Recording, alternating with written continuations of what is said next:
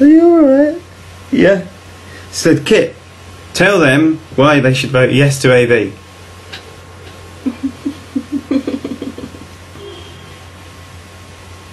Very good. Why I'm voting yes to AV. This is the current system we used, first past the post. You put a cross next to the candidate, all the votes are counted, and the candidate with the highest number of votes wins. Sounds simple and fair enough, doesn't it? Alright, let's see. So first past the post is the best way of choosing between two candidates. In this slide we've got the raw egg party on the right, who want us to eat all of our eggs raw, and we've got the sensible party on the left, the boiled egg party, who want us to boil our eggs before we eat them. So you can see that the majority of the people in this constituency want their eggs to be cooked. So they win the majority of the vote. Look along the bottom bar, you can see more people are happy than are unhappy. But the problem starts as soon as a third candidate enters the race. Here we can see that the cooked egg parties have had their votes split, and that's meant that the raw egg party has won. You can see from the bar along the bottom that now we have more unhappy people than happy people, whereas before the majority were happy with the result. So you can see how first past the post breaks as soon as there are more than two candidates. Now look what happens when you add even more candidates. Here we've got the poached egg party standing, the boiled egg, the fried egg, we've got the raw eggers, we've got the hippie guy that's saying, hey, can't we just eat whatever eggs we want to eat? I mean, come on. And then we've got the nutters who shout, send them back. So now we've got a candidate winning with only a fifth of the vote. 80% of the people are actually opposed to this bloke. How the hell is that fair? It's worse than that. If we go back to just three candidates, we've got the raw egg party winning despite there being more people wanting to cook their eggs. But if we remove the person that came third, we can see that the person that came second would actually have won. Note the crown upon her head. But we can even see that in a straight race between the winner, under first past the post, and the third place candidate, it would actually be the third place candidate that wins, because more people want to cook their eggs. How is that fair, David Cameron? Answer me! This is a crazy way to choose our MPs. We can see the person that's least out of the top three is the one that goes on to win. So what this leads to is tactical voting. So the person on the left wants to vote for the fried egg party, but is going to change their vote to boiled because they're so sick of eating raw eggs, they're trying to create one party big enough to beat the raw egg guy. But the guy on the right prefers boiled eggs and is going to change to the fried egg party because he also wants to defeat the raw egg guy. They're trying to create a bunch of votes big enough to defeat him, but it just becomes a mess. This is really complicated. I thought this was meant to be simple. You could say that these guys are actually voting for their second preference and they're not getting to vote for their first preference. First past the post also creates safe seats. Because the opposition is so divided to the raw egg party, they don't have to win any more votes. They can rely on the small minority that turns out and supports them every time. This leads them to get lazy and complacent. I'm not saying that MPs aren't hard workers, it's just the system doesn't force them to be. Are you really going to get a good MP if that party wins, no matter who their candidate is? It could be argued that they could parachute a donkey into that constituency and they'd still win. Here's an example. David Amos in Southend West. David, I'm not saying you're a donkey. But this guy used taxpayers' money to go on the holiday to the Maldives. Then he said Bin Laden had packed his luggage and threw up on customs officials. Now I don't know about you, but whenever I throw up on customs officials I get slung in jail. But he's an MP. Anyway, eventually the local paper tracked him down, they saw him on the street and they went over to question him. But rather than explaining his mental behaviour, he just continued it and he ran off and hid in a hairdresser. He changed the sign to say closed on the door and then phoned one of his mates to come and pick him up.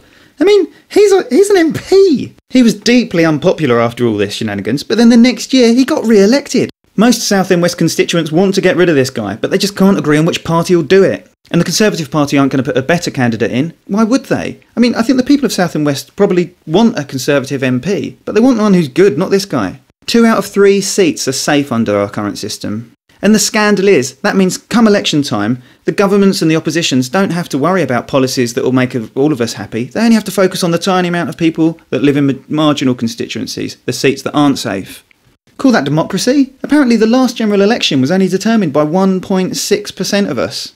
And I'm not making this up. It was a well-known Tory strategy to pile loads and loads of money into these marginal constituencies. You couldn't make this up.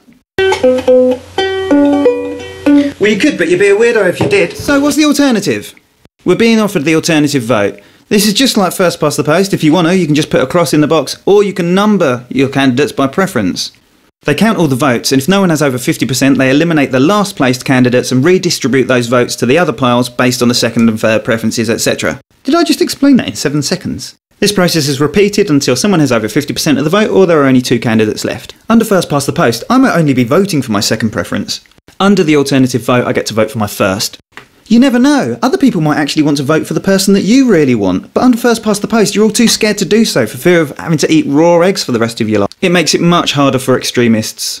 Under first past the post, the BNP might be able to get elected with only 25% of the vote. Under AV, they'll need close to or over 50%. Can you really imagine anywhere in the country where half the people are racist? Some people say that they might be able to get in through second preferences. But can you really imagine anyone who says, yeah, I'm a moderate as my priority, but after that, send them back? Radio 5 Live conducted a mock election under first past the post and under AV. Under first past the post, the Labour candidate won with 39% of the vote.